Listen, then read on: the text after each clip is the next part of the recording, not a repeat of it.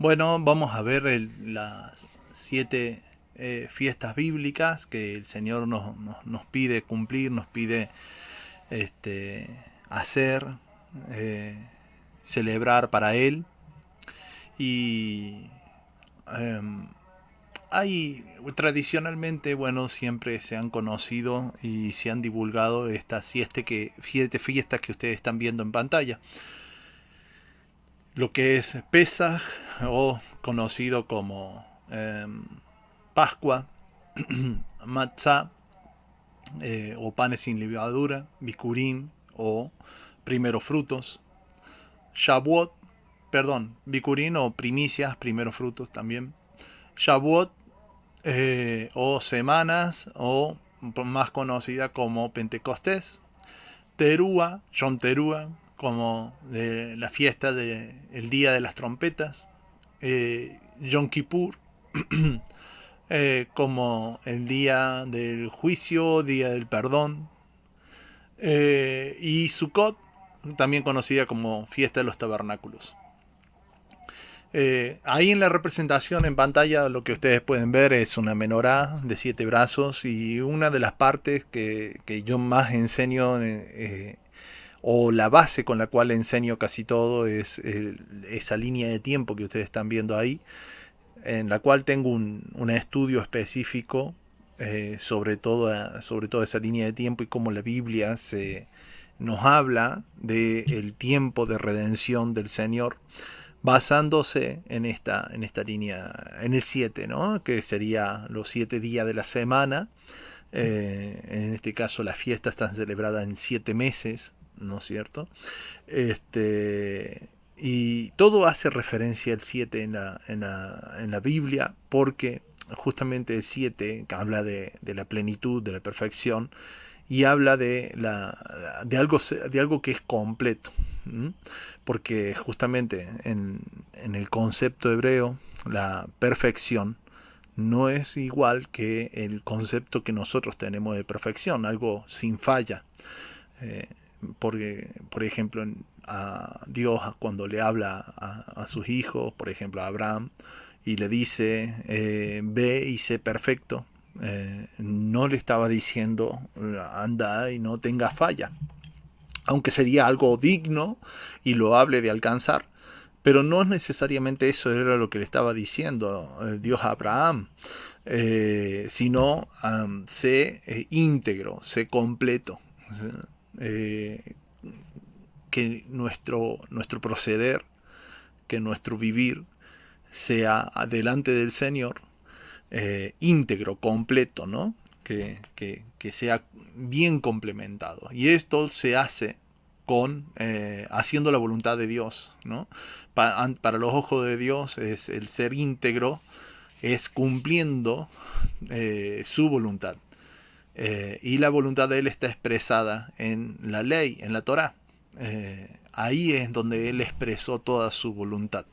Y esa voluntad, cuando nosotros la hacemos, la Biblia misma nos dice que nos lleva a el Mesías, nos lleva a Cristo, nos lleva a Jesús.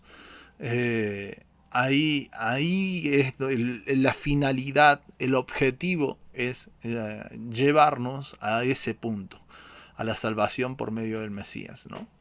Pero todo eso lo tenemos que practicar en la obediencia de la Torá, de la ley. Eso nos da esa perfección, esa plenitud, ¿no? Y esa misma plenitud está manifestada en el plan de salvación durante toda la historia. Y esa historia está narrada con el número 7. ¿Por qué? Porque, como dice Primera de Pedro 3.4, Segunda de Pedro 3.4 y el Salmo 95, para Dios un día son como 1000 años y 1000 años como un día. Y como decía Pedro, ¿no? Él no retrasa su venida, sino que la cumple en el tiempo que ya está establecido. Y ese tiempo está narrado, y todo lo que él ha de hacer está narrado con ese mismo pensamiento, con ese mismo código, que es el número 7 o los 7000 años, como lo vemos acá.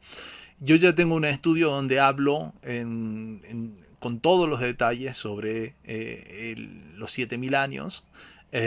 Y ahora lo que voy a hacer es enfocarme básicamente en lo que son las fiestas.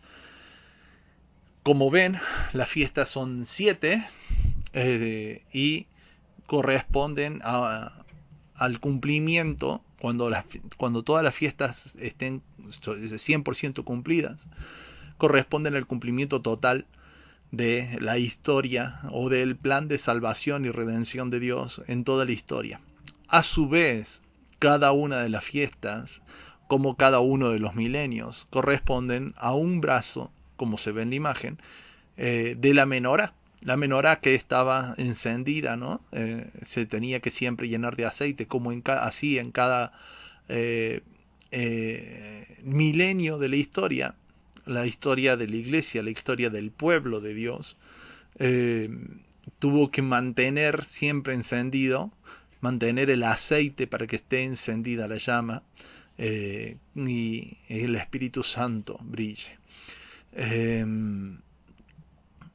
El Espíritu Santo nos haga justamente llevar de su luz a todos los rincones. Bien, entonces así, de esa forma, es la estructura, el pensamiento para las fiestas, ¿no? En Levítico 23, por esa razón son 7 y todas están acompañadas de un sábado. Si nosotros vamos y leemos Levítico 23, desde el versículo 1, desde el comienzo nos va a empezar hablando como la primera fiesta, siendo un sábado, un sabbat, porque este sabbat está asociado a casi todas las fiestas. Todas las fiestas tienen un sabbat asociado. Y por esa razón se hace tan importante, ya que el sabbat tenemos, vamos a cambiar acá el puntero, tenemos entonces un día, 2 días, 3 días, 4, 5, 6. Estos 6 milenios que, como dijimos en el Salmo 95, cada 1000 años corresponden a un día para Dios.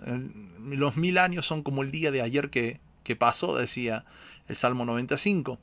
Y el séptimo día o séptimo milenio va a corresponder al milenio que todos estamos esperando, que es el reino del Mesías.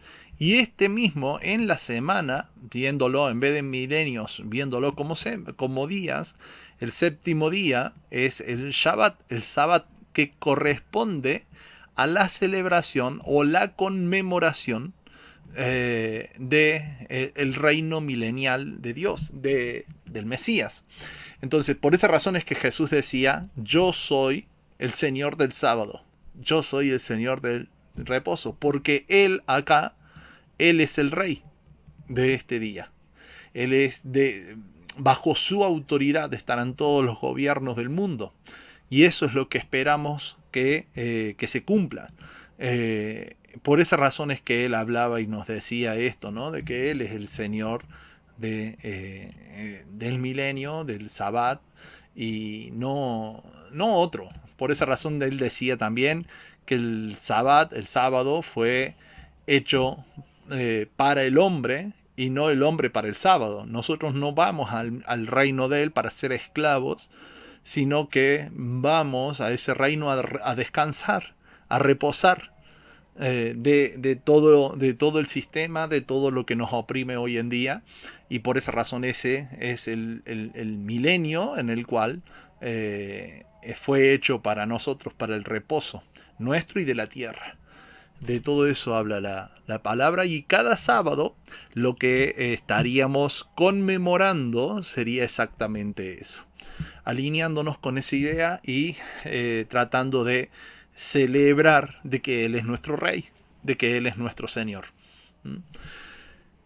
Entonces, como eso es lo que significa el sábado, y por esa razón es lo que está asociado en cada una de las fiestas, porque todas las fiestas van a hablar del Mesías, todas las fiestas van a hablar o profetizar simbólicamente de el Hijo de Dios.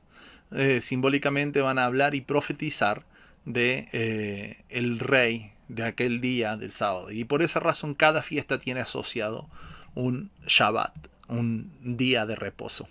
No un sábado semanal, sino un día de reposo. Puede a veces las fiestas caer o celebrarse en un sábado semanal, pero no siempre va a ser así. Entonces, para que tengamos esa diferencia, las fiestas van a tener asociados los días de reposo, aparte del sábado semanal. El sábado semanal es otra fiesta, ¿no? Eso para que tengamos en cuenta en cómo Dios lo va haciendo. ¿Por qué? Porque bueno, todas las semanas, 4 veces al mes, vamos a estar celebrando o recordando que Él es nuestro Rey, que Él es nuestro Señor. Y 3 veces al año nos vamos a estar reuniendo todos juntos para conmemorar la forma en cómo Él va a ser nuestro Señor. Por esa razón, cuando nosotros recordamos las fiestas y recordemos esto, todos los fines de semana vamos a estar recordando, celebrando, conmemorando que Él es nuestro Rey y Señor. Pero 3 veces al año, ahora vamos a cambiar, vamos a poner otro marcador, perdón. 3 veces al año nos vamos a reunir. La primera vez se va a celebrar estas 3 fiestas. La segunda vez se va a celebrar esta otra fiesta. Y la tercera vez se va a celebrar estas otras fiestas. ¿Cómo? Bueno, esta fiesta, Pesaj, se celebra el día 14, ya lo vamos a ver con detalle, el día 14 del primer mes del año, según el conteo de año bíblico. No según el calendario gregoriano, sino según el conteo del año bíblico, ¿no? Bien, se separa en el día 10, se separa el corderito y el día 14 se lo sacrifica, eso es Pesaj. El día 15, o sea, después, al día siguiente, ese día comienza la fiesta de Matzah y se celebra durante 7 días. O sea que hasta el día 22, si no me equivoco. Y tanto este primer día como este segundo día van a ser reposo, ¿no es cierto? Y este reposo no necesariamente tiene que ser el sábado semanal. Ese reposo puede caer, si el día 15 ese cae en un miércoles de nuestro calendario gregoriano. Ya lo vamos a explicar mejor a todo esto, pero para que ustedes tengan una buena introducción. Si este día 15 cae en un miércoles, ese miércoles se va a transformar en un día de reposo, un día que no se trabaja, porque vamos a estar celebrando a nuestro Señor y Rey. Y esta fiesta Bikurim o primicias, que esta fiesta está sí o sí asociada al sábado, al día de reposo semanal. Entonces, en esta fiesta, cuando se empieza a celebrar esta, nosotros debemos esperar al día de reposo semanal, o el sábado, y terminado ese día de reposo, en lo que sería el primer día de la semana, cuando comienza el primer día de la semana, se celebra Bikurim, que eso es desde el sábado a la tardecita, cuando ya el sol baja, ahí estaría comenzando Bikurim, hasta el domingo a la tardecita. Ya vamos a explicar por qué es eso, por qué es a la tardecita, bíblicamente hablando. Pero estas serían las primeras. Como ven, es una seguidilla de todos días contiguos. Entonces, por esa razón es que todas estas se celebran en una época del año. Esta se celebra 50 días después de esa última fiesta.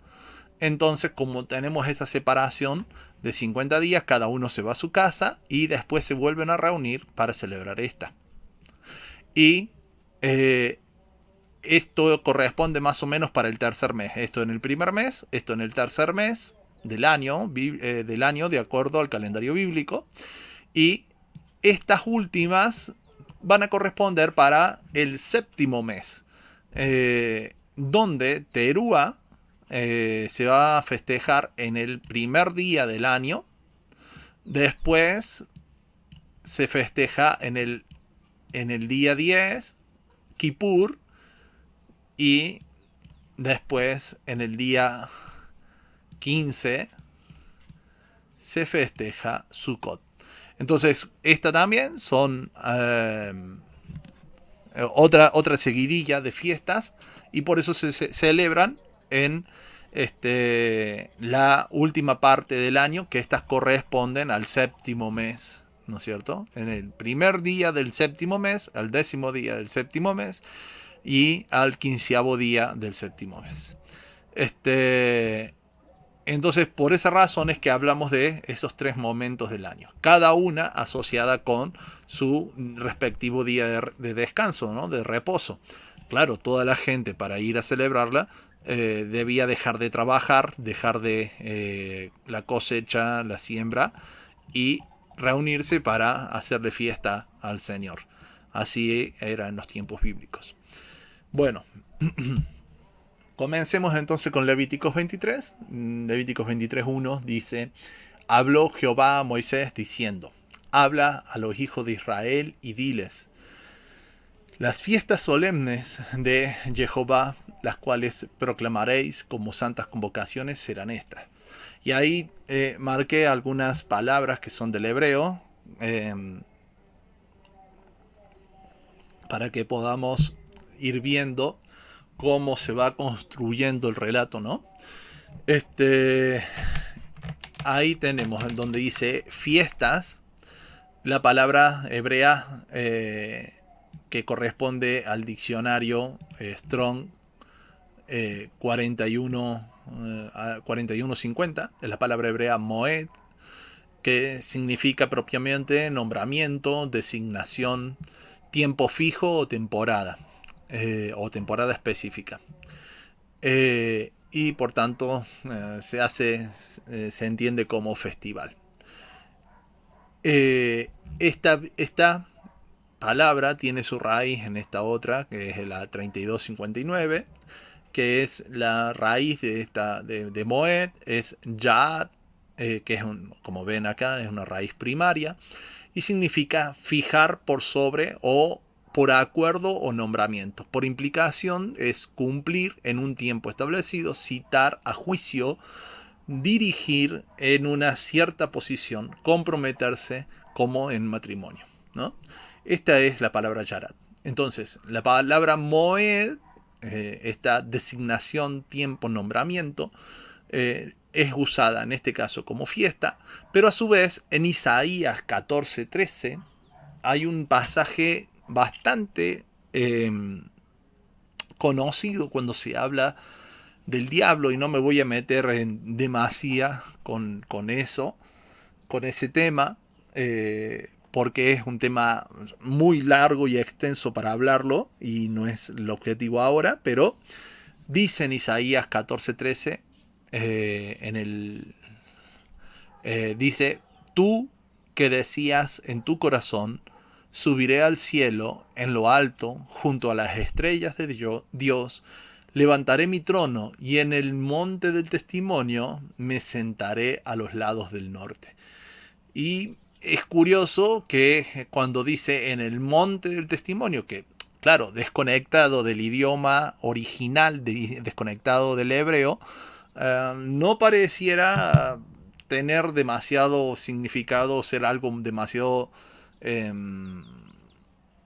revelador para nosotros, tal vez, ¿no? Pero cuando lo vemos desde el idioma original, vemos que usa la misma palabra.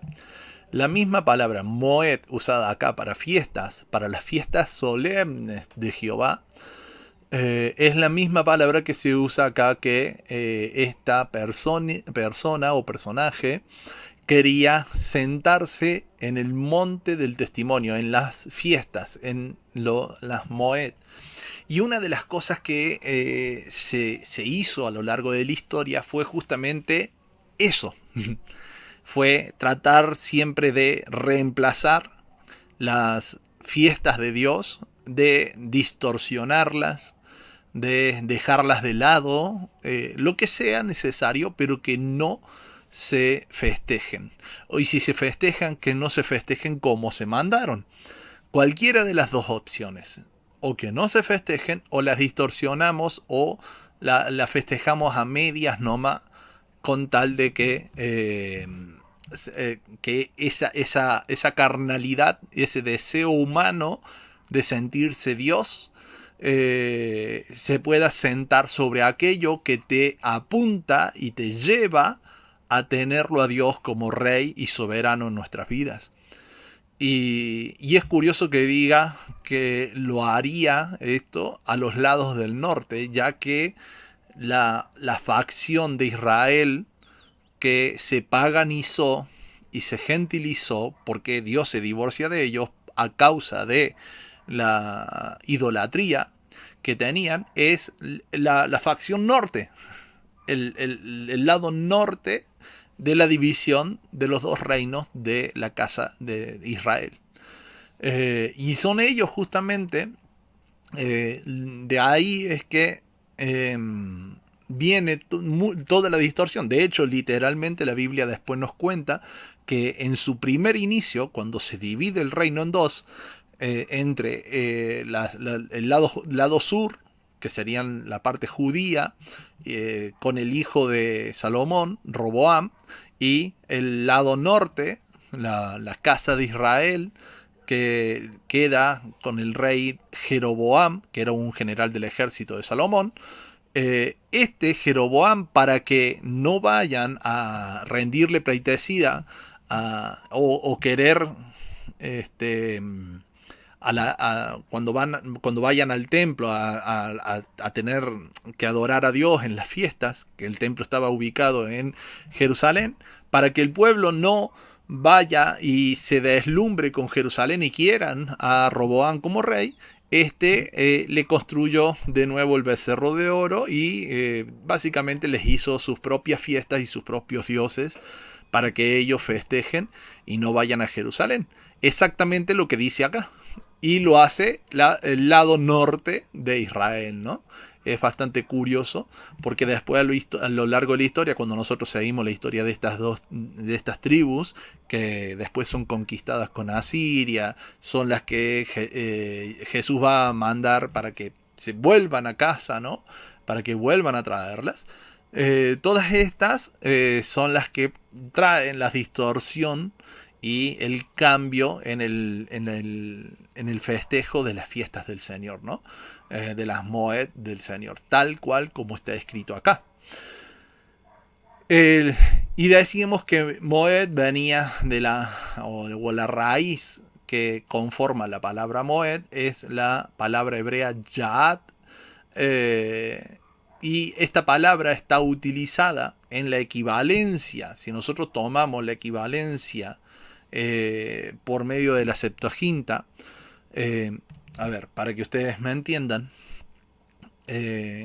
todo lo que conocemos como el Antiguo Testamento se tradujo para el reino de Alejandría, para un rey de Alejandría, se traduce del hebreo al griego, para que él tenga una compilación de todos los escritos. Él quería conocer de todo esto, entonces se reúnen a 70 sabios expertos en griego y hacen la traducción del hebreo al griego, y ahí surge el Antiguo Testamento escrito en griego, y es la primera compilación del Antiguo Testamento y escrito en otro idioma. Y esto es la Biblia hebrea, hebreo-griego, de la Septuaginta. Septuaginta por el número 70 en griego, que eran los 70 sabios que participaron en esa traducción. Y ahí, como nosotros ya tenemos la Biblia en hebreo y al mismo tiempo tenemos a esta otra escrita en griego, nosotros podemos ver cómo esas 70 personas que eran de la época bien cercana a Jesús, cómo es que ellos lograron interpretar cuál era o qué palabra griega correspondía mejor con la palabra hebrea que se usaba en el Antiguo Testamento. Entonces, nosotros hacemos una deconstrucción, ¿no es cierto? No una construcción, sino una deconstrucción. Desde el griego vemos cuál es la palabra que equivale en el hebreo de la palabra griega que se utiliza en este caso cuando nosotros leemos el Nuevo Testamento, ¿no? Que está escrito en griego. Y esto es lo que vemos en Lucas 19, 41, 44, donde dice: y cuando llegó cerca de la ciudad, al verla, lloró sobre ella diciendo: oh, si tú conocieses a lo menos en tu día lo que es para tu paz, mas ahora te está encubierto de tus ojos, hablando Jesús sobre Jerusalén. Y ahí cuando dice si tú conocieses, ahí es donde utiliza la palabra griega ginosco. Bueno, no soy bueno pronunciando estas palabras, pero ustedes las tienen escritas acá. Ginosco, que significa conocer o saber, y esta es la que utilizaron como equivalencia de la palabra yat, de la raíz de moed. Si tú conocieses, ¿por qué justamente Jesús utilizaría esa palabra en ese momento? Porque lo que le estaba faltando a los sabios en ese momento de Jerusalén era conocer el cumplimiento de las moed, el cumplimiento de justamente estas fiestas. No lo conocían porque a lo largo de la historia se había tergiversado, porque habían tomado todo esto ya no tanto como profecía, sino como religión, y se les escapó el Mesías de entre las manos, ¿no? Pero eso también estaba profetizado, claro que sí. Y sigamos leyendo, dice: porque vendrán días sobre ti cuando tus enemigos te rodearán con vallado y te sitiarán y por todas partes te estrecharán y te derribarán a tierra, y a tus hijos dentro de ti no dejarán en ti piedra sobre piedra, por cuanto no conociste, de nuevo esta misma palabra. Y acá es donde se hace más evidente el tiempo de tu visitación. Y ahí la palabra tiempo es la palabra kairos, del griego kairos, y que significa moed, la equivalencia, perdón, no significa, sino que la equivalencia del hebreo es la palabra moed.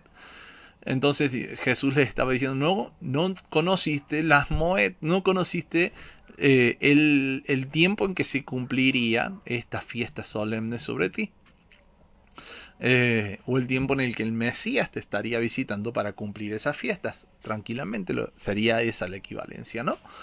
Entonces ahí es donde es la importancia de ver esa equivalencia, y por esa razón estamos poniendo acá. Y después tenemos,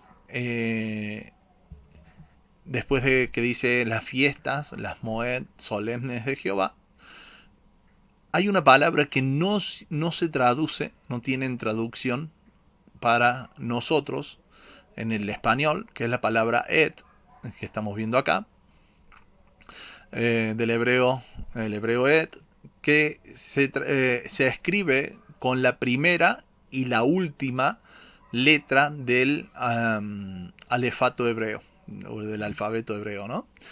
Entonces, para que ustedes tengan una idea, cuando Jesús aparece a Juan en el Apocalipsis y le dice: yo soy el alfa y el omega, si nosotros, claro que el libro está escrito para una comunidad griega y por tanto tuvo que ser escrito en griego, pero Juan era judío, de lengua materna hebrea, y Jesús también era judío y de lengua materna hebrea.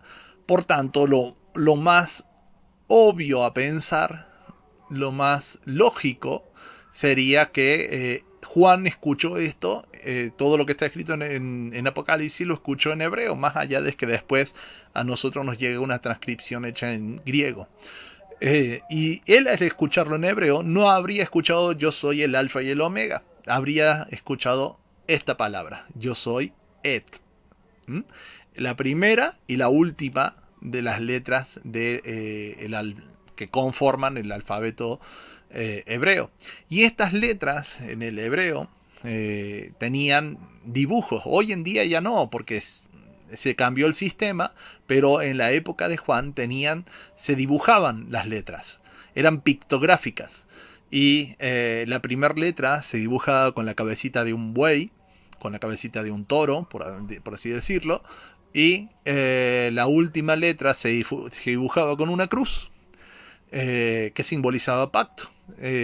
Y la cabecita del toro simbolizaba el líder, y siempre se lo tomó como el simbolismo de Dios, siendo la primera letra. Hasta el día de hoy, los mismos judíos le dicen a Dios el uno, porque el uno es lo que esta letra es la primera del alfabeto y la que simboliza el número uno.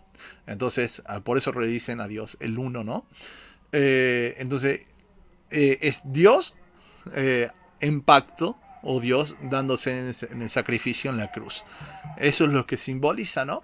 Y eso es lo que Jesús estaba diciendo ahí a Juan cuando le dice, yo soy el Aleph Tap, ¿no? El nombre de las letras sería Aleph, la primera letra, y Tap, la última letra. Y esto no tiene traducción en el español, por esa razón no lo encontramos en nuestra Biblia, pero es sumamente importante. Si el traductor lo hubiese tenido en mente, él habría entendido de que Jesús ahí estaba diciendo prácticamente lo mismo que dijo en el Apocalipsis cuando dice yo soy el alfa y el omega. En el Apocalipsis tendría que haber escrito yo soy el Aleph Tap, y aquí en cada vez que aparece esta letra tendría que haber escrito también yo soy el Aleph Tap. El Dios dándose en sacrificio, Dios viniendo a estar en la cruz, ¿no? Eso es el simbolismo que tenemos acá, ¿no? Y dice, las cuales proclamaréis como santas convocaciones. Las santas convocaciones, es la palabra hebrea 47-44, del hebreo 47-44. Esto es la nomenclatura que usa el diccionario Strong de palabras hebreas, hebreo-español. Y esta palabra es la palabra mikra, que significa algo llamado fuera, una reunión pública, el acto de personas en un lugar, también repaso o ensayo. Esta palabra, mikra, es la equivalencia del griego kletos, que es invitado, nombrado, santo, invocar, llamado, y es cognado o digamos, es y la misma palabra, o el sinónimo, ahí está, sinónimo, no me salía la palabra, de eclesia. Las dos significan lo mismo, las dos tienen la misma raíz y tienen el mismo sentido, que la palabra eclesia es la que todos conocemos como iglesia, llamar, ¿bien? Llamado, el mikra significa llamado fuera, la palabra eclesia también es llamado fuera, como también kletos es invocar o llamar, ¿no? Entonces, cuando dice las cuales proclamaréis como santas convocaciones, ¿no? Dice, llama fuera de sus casas a todos los israelitas. Y cuando los israelitas se juntaban, ellos hacían iglesia. Eso es la palabra iglesia hasta el día de hoy. Hoy en día la palabra iglesia se ha asociado con un templo, se ha asociado con una denominación, con reglas que la denominación pone, etcétera, ¿no?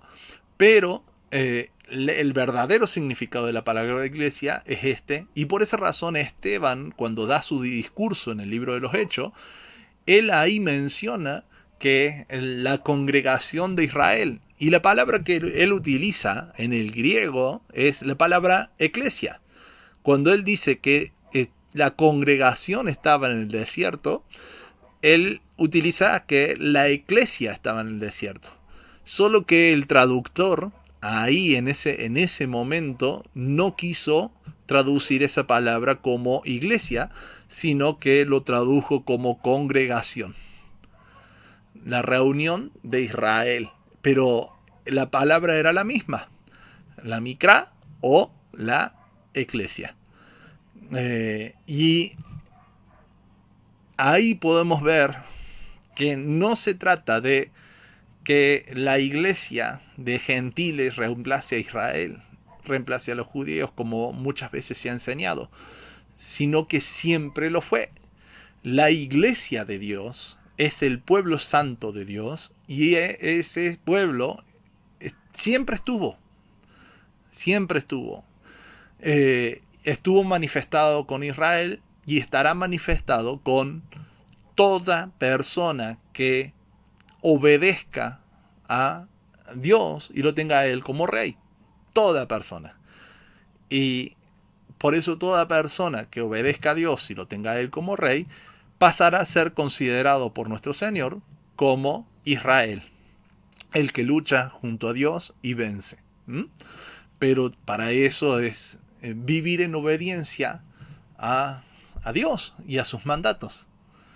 Y vivir en sumisión a Él, ¿no?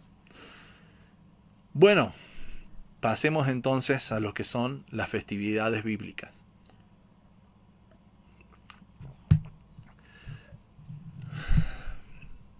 Lo primero que tendríamos que mencionar son cómo es que vamos a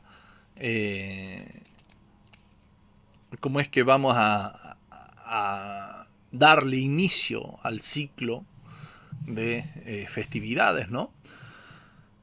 ¿Cómo es que sabemos cuándo es el primer mes? Acá tenemos como en una línea de tiempo los 7 meses del año donde se estarán celebrando las fiestas bíblicas, ¿no?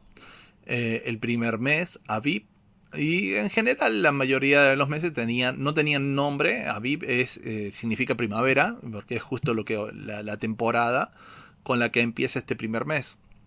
Inicia con la primavera. Y por esa razón se le decía Aviv, pero es primero, segundo, tercero, cuarto, quinto, sexto y séptimo mes. Así era cómo se conocían en la época bíblica. Y la Aviv, que significa espiga, y a su vez primavera, porque era cuando espigaba la cosecha, ¿no? Inicia entonces con primavera y transcurren estos 3 meses que son de primavera, comienza el verano y el séptimo mes ya inicia con el otoño, el séptimo mes bíblico. Bien, ¿cómo vamos a determinar esto? Cuando nosotros vemos el tema de los solsticios, equinoccios, que son los que determinan la posición de la Tierra frente al Sol, ¿no? No me quiero poner demasiado técnico con esto, pero son estos solsticios y equinoccios los que van a marcar las temporadas, las estaciones en la Tierra, ¿no? De acuerdo a la posición de la Tierra al Sol. Y cuando pasaron las 4 estaciones, ¿no es cierto? Cuando pasaron las 4 estaciones, la Tierra hizo una vuelta completa alrededor del Sol.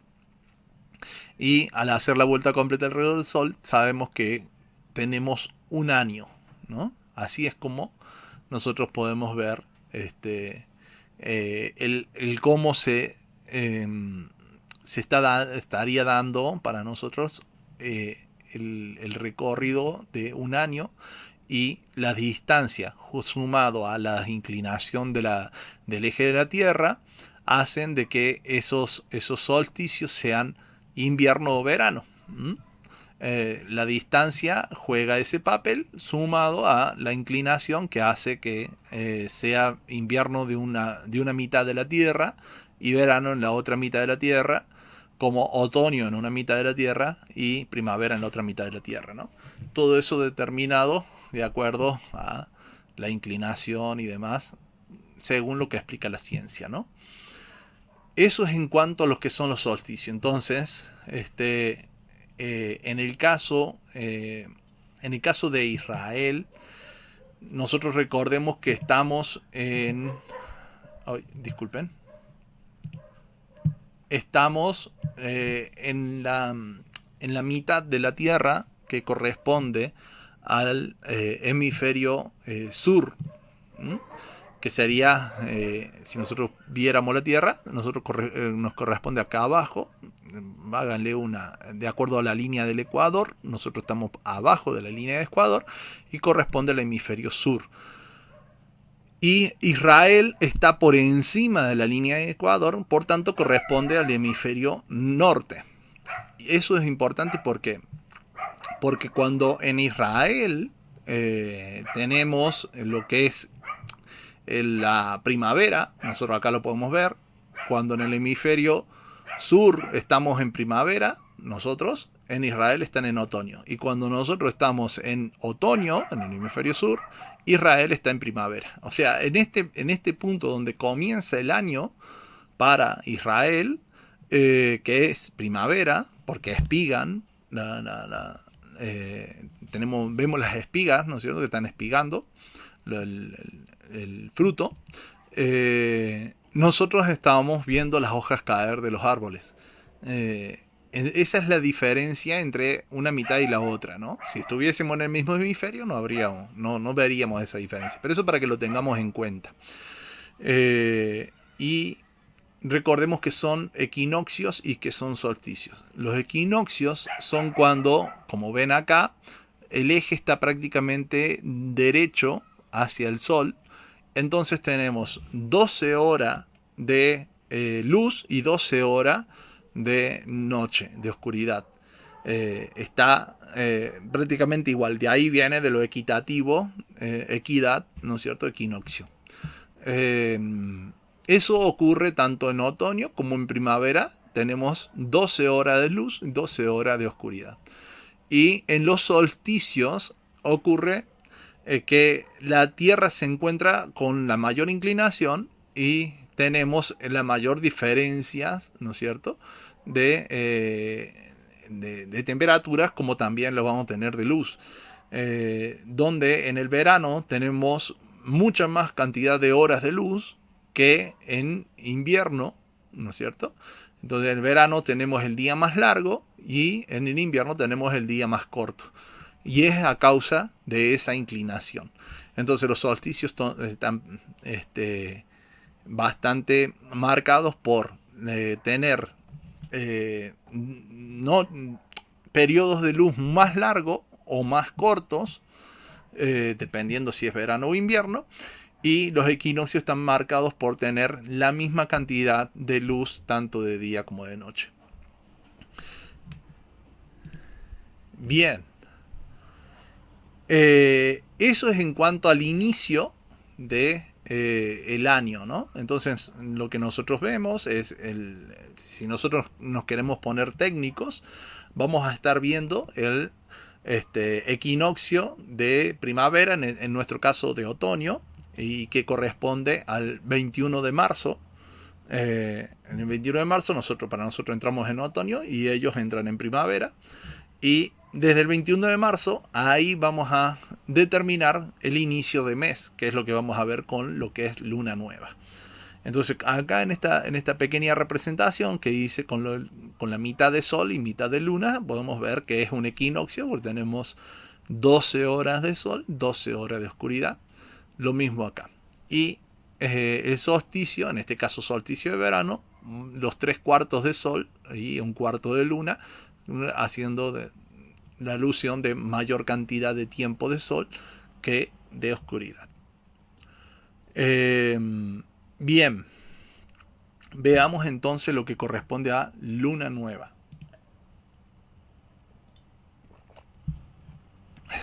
En cuanto a lo que es luna nueva, bueno, esto se determina mirando las fases lunares. Yo sé que esto es un tema de debate dentro de Raíces, pero es un tema de debate más que nada actual. A lo largo de milenios, toda gente que vivió en el campo sabía que la luna nueva era cuando no había luna, justamente. Y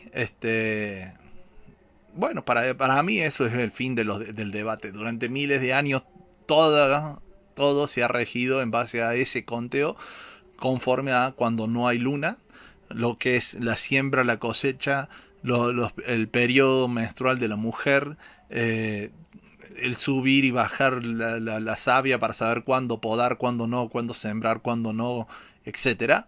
Entonces, si todo se basó en eso, obviamente la Biblia también.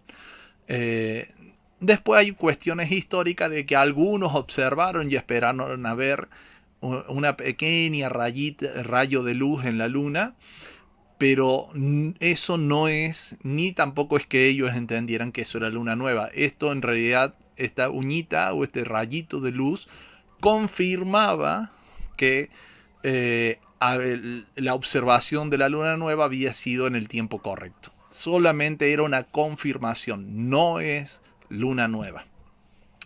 Bien, entonces, ¿qué es el tema de la luna?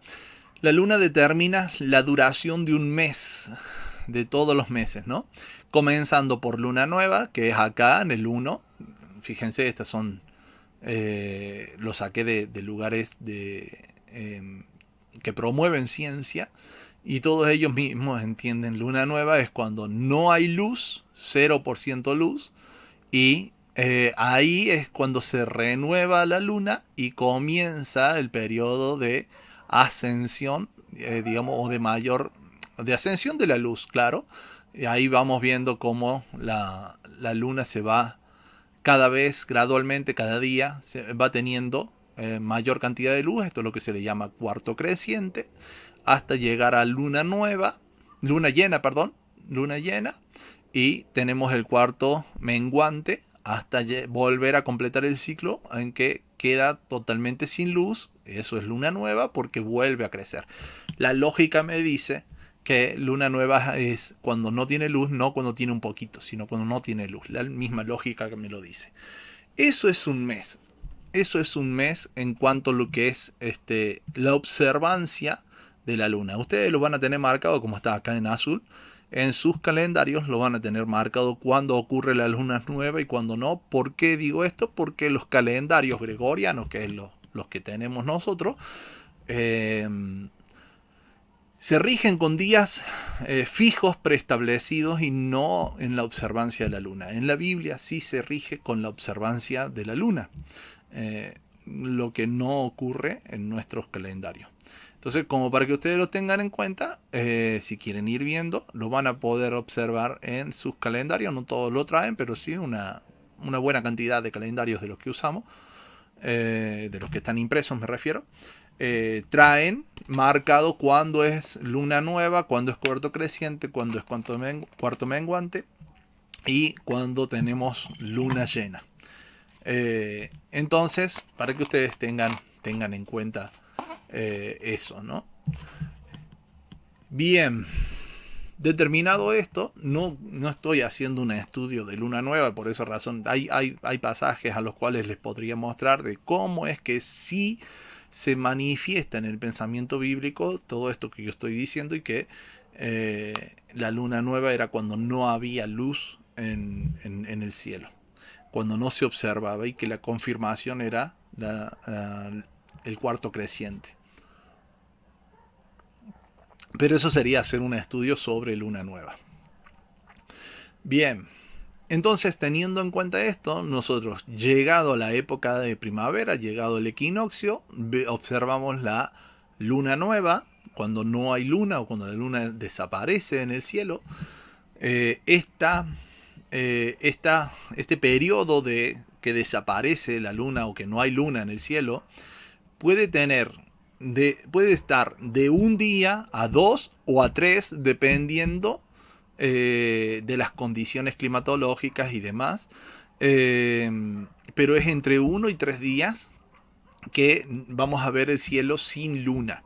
Esto es como conforme lo que la misma ciencia nos explica, ¿no? Entonces, cuando nosotros, como justamente cada mes puede llegar a variar, o cada año puede llegar a variar un poquito, en horas, en un día y medio, 2 días, tres, es a ese periodo de tiempo se lo llamaba el día donde nadie sabe el día y la hora, digamos. El momento donde nadie sabe el día y la hora porque no se sabía con cuánto cuánto iba a demorar ese mes. Hoy con los cálculos y demás que se hacen es más preciso, pero en la antigüedad era 100% visual, 100% de observancia al cielo. Entonces, claro, ellos si vos tenías, por ejemplo, 3 días de oscuridad y en el cuarto día veías un poquito de luz, un poquito de luna, una rayita de luna, entonces el cuarto día te marcaba o determinaba que ya terminó el periodo de renovación de la luna. Y entonces vos tuviste 3 días de oscuridad. El del medio era luna nueva y de ahí comenzaba, o sea, el segundo día era luna nueva y de ahí comenzaba a contar el mes.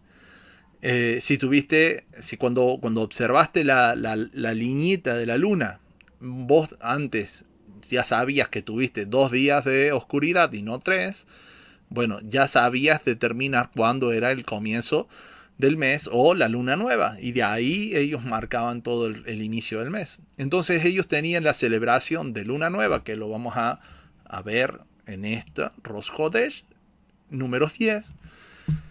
Eh, ahí nosotros ellos van a tener una celebración que va a durar esa celebración conforme a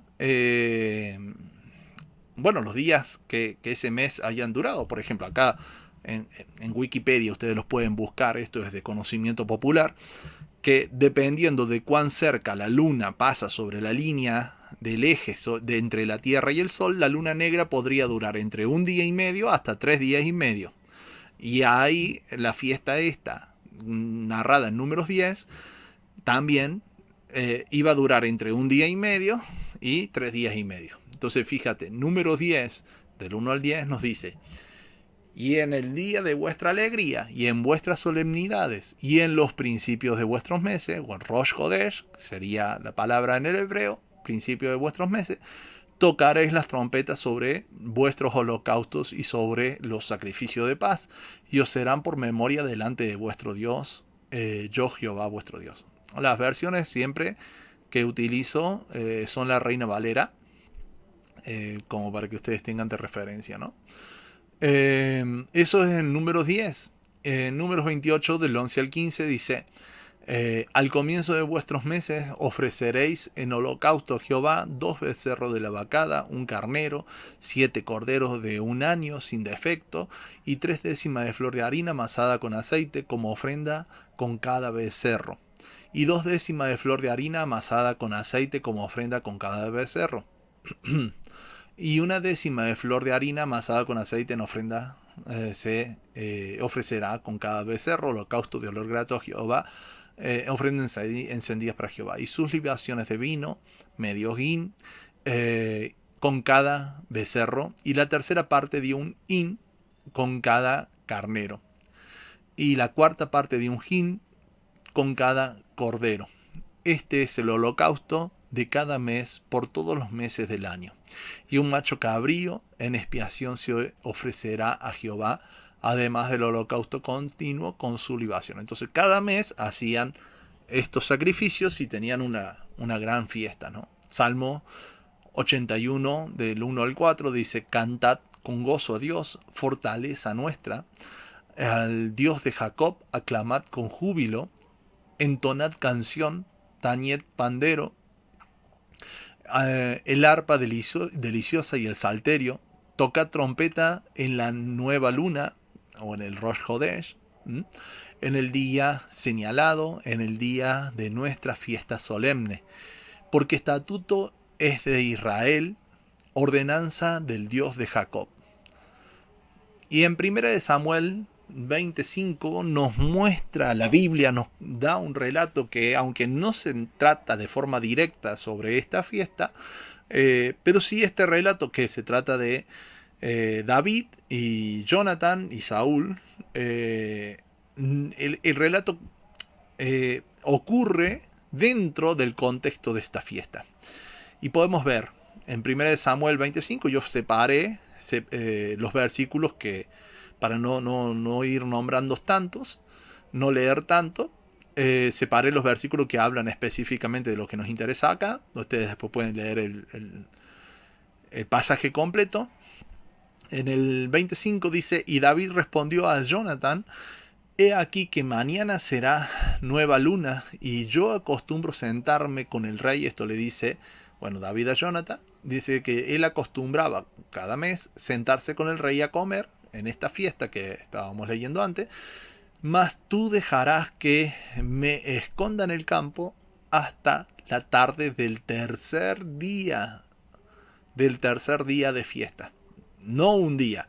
O sea, si esto me refiero a, hay gente que celebra un solo día esta fiesta, y ese único día que celebra la fiesta es cuando ven la uñita de la luna, ese pequeño haz de luz de luna.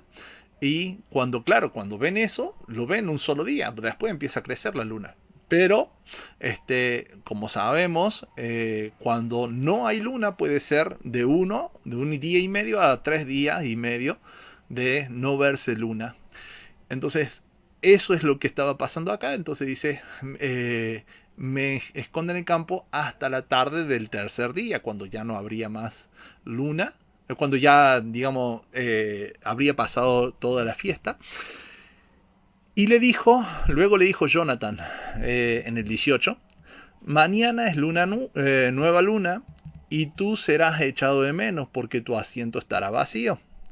En el 19 dice, estarás pues 3 días, y lo dice ahí específicamente, que es en el contexto de esta fiesta, 3 días, y luego descenderás y vendrás al lugar donde estabas escondido el día que ocurrió esto mismo, y esperarás junto a las piedras de Esel. Y en el 20, 24, 27 dice, David pues se escondió en el campo, y cuando llegó la luna nueva se sentó el rey a comer pan. El rey se sentó en su silla como solía hacer, en el asiento junto a la pared, y Jonathan se levantó y se sentó. Y se sentó Abner al lado de Saúl, y el lugar de David quedó vacío. Mas aquel día Saúl no dijo nada, porque decía, le habrá acontecido algo y no estará limpio, de seguro no está purificado. Al siguiente día, el segundo día de la luna nueva, fíjense cómo lo dice ahí, aconteció también que el asiento de David quedó vacío. Y Saúl dijo a Jonathan, su hijo, ¿por qué no ha venido a comer el hijo de Isaí ni hoy ni ayer? Entonces ahí queda en claro que lo que festejaban es lo que acá Wikipedia nos está diciendo, que el periodo en el momento en que no hay luna en el cielo, puede durar de 1 día y medio a 3. Y eso es lo que estaban haciendo. Por esa razón se lo conocía como la fiesta que nadie sabe ni el día ni la hora. Y exactamente eso es lo que Jesús hace referencia cuando los discípulos les preguntan sobre el tiempo de su venida. Nadie sabe ni el día ni la hora, solo el Padre. Para saber el día específico. Claro que se sabe más o menos la temporada, y Jesús mismo nos dio cuáles serían las señales para entender en qué temporada habría de venir. Todo eso está escrito en la Biblia, pero específicamente el día y la hora no lo saben, solo el Padre, y se usó esto como la referencia, ¿no? La referencia de esto mismo. Bien.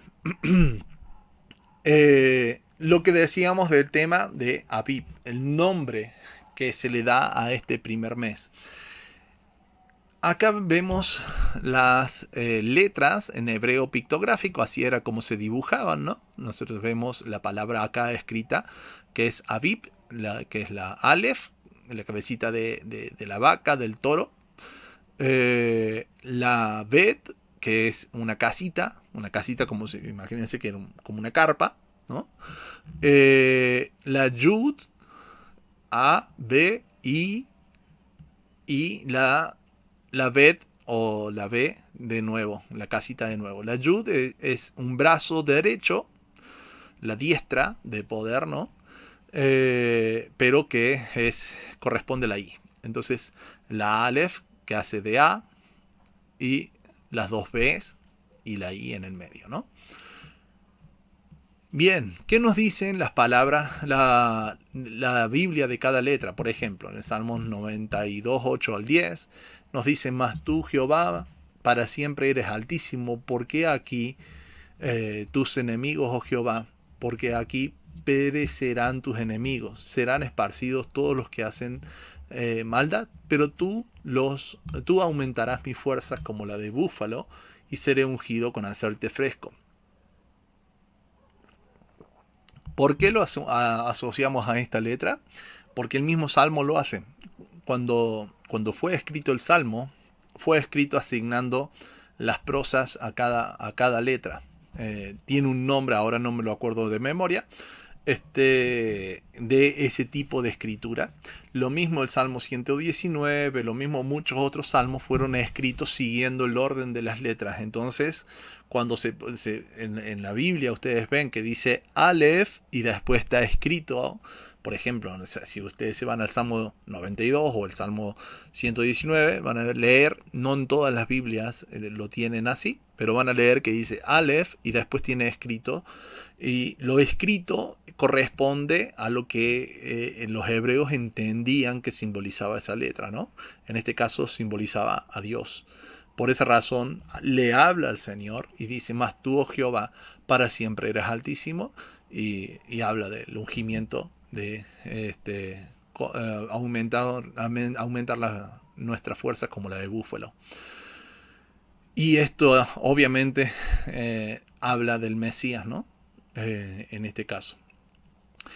El Abed, que dijimos que es la casa, ¿no? Dice: más no seas 1:17, más de la casa de Judá tendré misericordia y los salvaré por Jehová su Dios, y no los salvaré con arco, ni con espada, ni con batalla, ni con caballos, ni con jinete. Y en Israel habían dos divisiones, ¿no? Que a una de las divisiones se la conocía como casa de Judá, y la otra división se la conocía como casa de Israel. Y en Oseas 1:6, que le habla justamente a la casa de Israel, dice: concibió ella otra vez y dio a luz una hija, y le dijo Dios: ponle por nombre Lo-ruana, porque no me compadeceré más de la casa de Israel, sino que los quitaré del todo. Esto es la base de lo que nosotros tenemos como el estudio de la identidad, que justamente esta casa de Israel, o las 10 tribus, después fueron conquistadas por Asiria, perdidas, dispersadas por el mundo.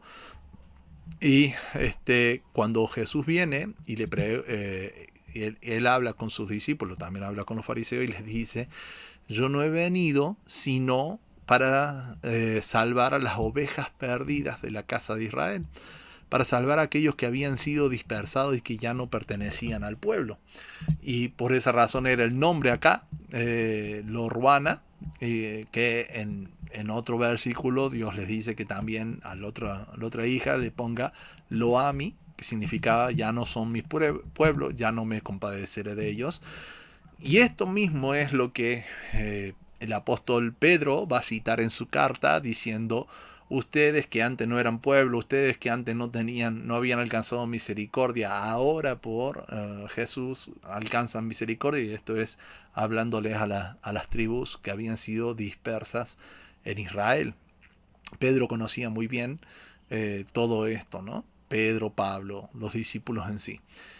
Y Jesús ya les había aclarado obviamente que Él venía a morir para que todos ellos puedan volver a ser parte, ¿no? Eh, Eso es en cuanto a la Bet. Por esa razón tenemos dos B, dos casas, ¿no? Tenemos a Dios y las dos casas. Y la unión de las dos casas, la unión o la razón por la cual serían una, o como en la Dios por medio de la profecía en Ezequiel lo dice, que le dice a Ezequiel, toma dos palos, escribe en uno casa de Israel, en otro casa de Judá, y agárralos en tu mano, así dice, serán las dos casas en mis manos, dice, serán como una sola, como un solo palo, dice, yo los uniré. Y esto es lo que vemos, a Dios, a la letra que representa a Dios, las dos casas separadas, pero la mano, la diestra, en el medio. Y esta es la diestra, la derecha, así es como se lo conoce en el pensamiento hebreo, a esta letra, es una derecha, una diestra, y es la diestra que en la Biblia se le toma como la diestra del poder, el ungido del Señor. En el Salmos 26 dice, ahora sé que el Señor salva a su ungido, le responderá desde su santo cielo con la potencia salvadora de su diestra.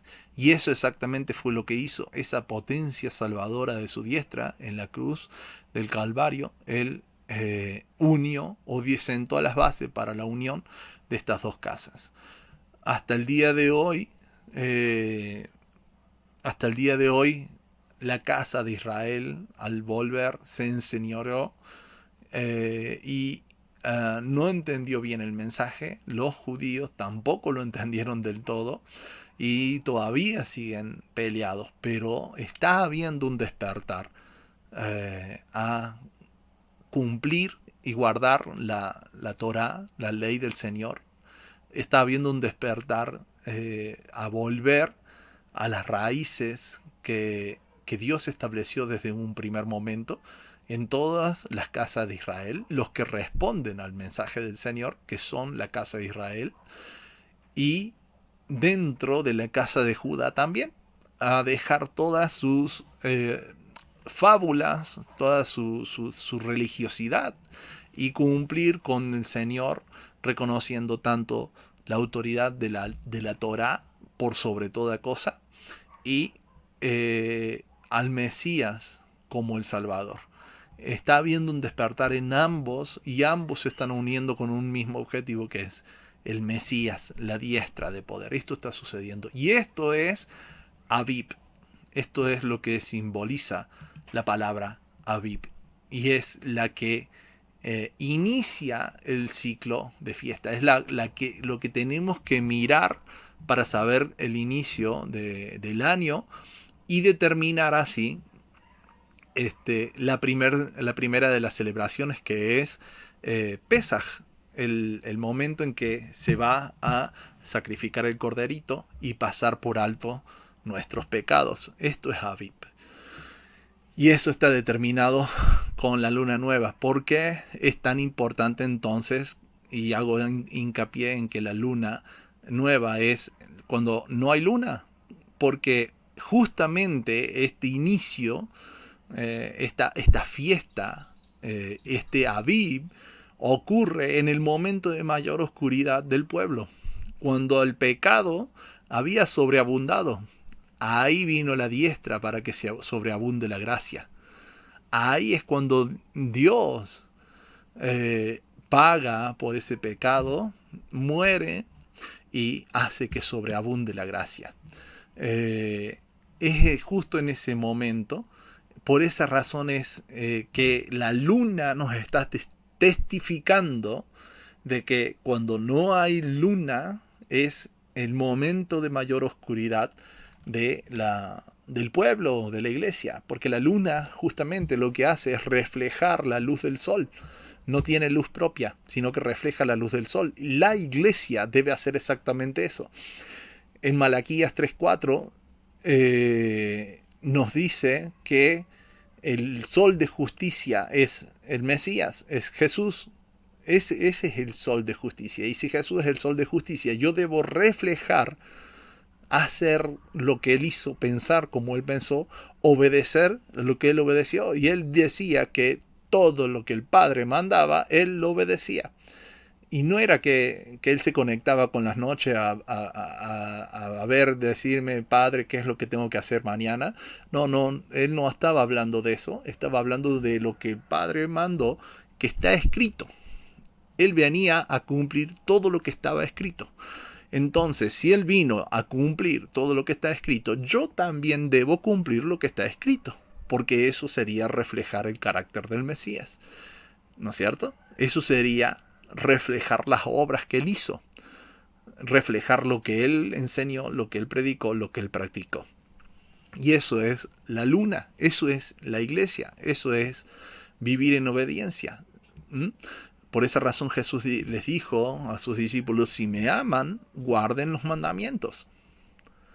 Y muchos dicen, no, bueno, los mandamientos de Jesús. No, Jesús mismo dijo, yo no he venido ni a abolir, ni a cambiar, ni a hacer que pase, ni a nada, en Mateo 5.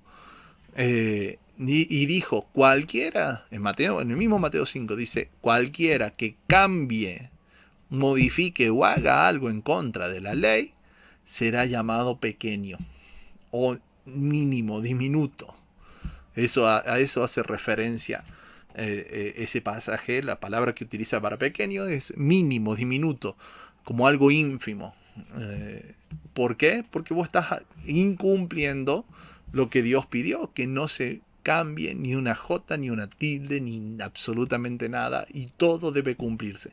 ¿Por qué? Porque todo apunta al Mesías, todo apunta a Él. Entonces, ¿cómo puedo decir que sigo al Mesías si no sigo los pasos que Él hizo? ¿No? Y eso es lo que no estaba haciendo el pueblo, por eso estaban viviendo en un periodo de oscuridad cuando el Mesías llegó. Y cuando nosotros vamos a celebrar el Pesaj, ya vamos a ver, cuando hablemos bien de la fiesta, que eso se celebra cuando la luna está llena, cuando el Mesías ya había enseñado a su pueblo, ya les había transmitido toda la correcta celebración, la correcta interpretación, perdón, de la ley del Señor, y él había cumplido con todo. La iglesia, los discípulos estaban llenos de esa enseñanza y listos para iluminar al mundo. Por esa razón es que si nosotros celebramos la Pesaj con el inicio de mes en oscuridad, nos vamos a dar cuenta que a Pesaj lo vamos a estar comiendo cuando la luna está completamente llena y dando su mayor luz al mundo. Si lo celebramos en otro día, eso se desfasa. Ese significado se desfasa. Bien, entonces eso es en cuanto a el significado de Aviv, ¿no? Leamos entonces Deuteronomios 16.1 dice, guardarás el mes de Aviv y harás Pascua, Pesaj, a Jehová, tu Dios, porque en el mes de Aviv te sacó Jehová tu Dios de Egipto de noche. Bien, acá nosotros en el español leemos Pascua, pero bueno, habrán notado que cada vez que digo Pascua también digo Pesaj. ¿Por qué? Porque no tiene el mismo significado una palabra que con la otra, aunque nosotros en nuestra mente los podamos asociar, pero no tiene el mismo significado, ya que Pesaj en el hebreo significa pasar por alto, ¿no?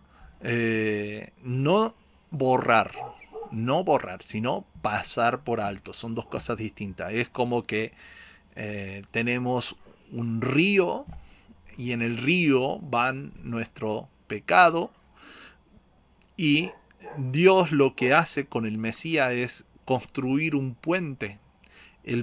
Ese puente pasa por alto esos pecados. Eso sería el significado de la palabra Pesaj. Cuando Jesús se presenta como ese corderito sin mancha, lo que nosotros hacemos al vivir una vida conforme a la que Él vivió, haciendo lo que Él hizo, enseñando lo que Él enseñó, practicando lo que Él practicó, etcétera. Cuando nosotros hacemos eso, nosotros estamos transitando por medio de ese puente y se pasan por alto nuestros pecados. Eso es lo que sucede ahí. El borrar de nuestro pecado va a ser en Yom Kippur, y ya lo vamos a estar hablando a esa parte. Éxodo 12:2 dice sobre Abib, dice: este mes les será el principio de los meses, el comienzo del año, ¿no? Para vosotros será este el primero de los meses del año. Eso habla sobre Abib. Y claro, hoy en día esto puede confundir a algunos porque Israel tiene en el inicio de año, lo tiene en otro mes. En realidad lo tiene acá, en lo que correspondería al inicio del séptimo mes. Ellos están celebrando el inicio de año. Y esto es porque Israel, cuando fue a Babilonia, adoptó muchas cosas que no necesariamente eran bíblicas. Y adoptó de ahí muchas costumbres que traen hasta el día de hoy. Pero bíblicamente el año comienza en Abib. Por esa razón en Israel tienen el comienzo de año en Abib, como lo estamos enseñando, pero también tienen el comienzo de año en el séptimo mes y le llaman a ellos ese el comienzo de año secular. El Abib religioso y el otro el secular. Es triste que suceda así, pero esa es la realidad en Israel, ¿no? Génesis 1:14, esto es lo que hablábamos en un principio con el tema de las Moedim, ¿no? Génesis 1:14 dice: y luego dijo Dios, haya luminares en la expansión de los cielos para separar el día de la noche y sirvan para señales. Esto es la palabra ot, que se escribe igual que la palabra et, se escribe con, ahora ustedes la pueden ver acá, Aleph, Tab, y en este caso se le agrega una Bab. Por esa razón hacen la distinción. La otra es sin esta letra del medio, sin la Bab, y es Aleph Tab nada más. Se escribe prácticamente igual. Y dice sobre Ot en el sentido de aparecer, señal, como bandera, baliza, monumento, augurio, prodigio, evidencia. Para que ustedes se den una idea, bueno, obviamente las banderas señalaban y distinguían a un pueblo cuando iban, por ejemplo, a una guerra o cuando estaban de camino a algún lado. Las banderas sirven para eso, sirven para diferenciar. Si nosotros ponemos una bandera argentina, obviamente nos van a catalogar como argentinos, ¿no? Y así sucesivamente con cualquier bandera del país del mundo. O, en este caso, un monumento, por ejemplo, piensen en Josué, cuando ellos cruzan el Jordán, ellos hacen un monumento donde ponen unas piedras que las pintan en blanco y ahí escriben los mandamientos del Señor, y eso era el monumento que iba a dejar como evidencia de que hasta ahí Dios los había ayudado, ¿no es cierto? Hasta ahí Dios los había cuidado, y eso lo hicieron, ni bien entraron, ni bien cruzaron el Jordán. Ahí tenemos un significado súper profundo, pero no es el tema ahora, ¿no? Pero sí en este sentido, ¿no? Que sirven de señal. Y esto lo iban a hacer las luminarias en la expansión de los cielos, la luna y el sol. Y fíjense que todo este inicio de la celebración lo estamos marcando con esto, con la luna y con el sol, ¿no? Y dice, y para esta luna y sol iban a servir también para estaciones, que eran las Moedim, y esto ya hemos hablado de las Moedim, que sería la palabra Moed, pero en plural, Moedim, para las estaciones, los días y los años, que estas estaciones se refieren a las fiestas del Señor, y estas señales, ¿no? Tenemos algo más proféticos todavía, porque el sol de justicia, la luna, la iglesia, iban a ser de señales, de prodigios, de evidencias, de monumentos, ¿no es cierto?, de balizas eh, para el mundo. En Isaías 14:12,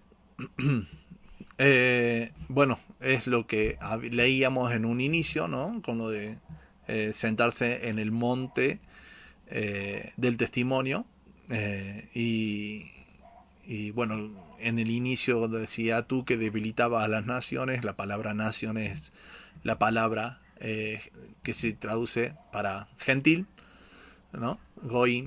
Eso es como, ya lo habíamos hablado, entonces no lo profundizo ahora.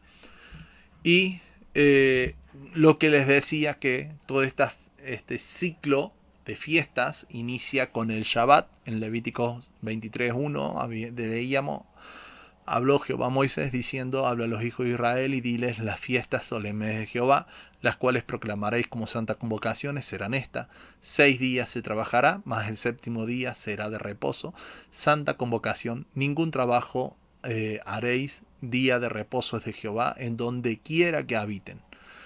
El Sabbat, entonces, como decíamos, es la base para todas las fiestas, y con ellas, con todas las fiestas, se da la estructura de todas las profecías hasta el Apocalipsis. Esta es la estructura del 7 que decíamos, ¿no? Y del sábado.